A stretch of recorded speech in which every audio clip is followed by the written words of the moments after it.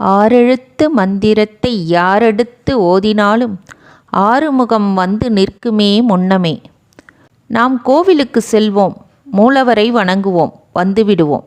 ஆனால் அக்கோவிலின் சிறப்பு அம்சங்களும் நாம் வணங்க வேண்டிய பரிவார தெய்வங்கள் பற்றியும் அறிந்திருக்க மாட்டோம்.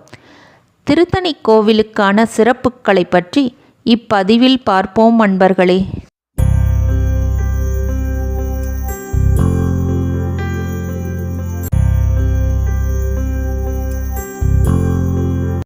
முருகன் சூரனை போரில் வென்ற ஆவேசத்துடன் தனது மனதை ஆசுவாசப்படுத்தி கொள்ள வந்து அமர்ந்த இடம் தமிழகத்தின் வடக்கு எல்லையான திருத்தணிகை மலை.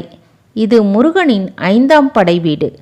இந்திரன் மகளான தெய்வ யானையை திருப்பரங்குன்றத்திலும், வேட அரசன் நம்பியின் மகளான வள்ளி சேனையை திருமணம் புரிந்த இடம்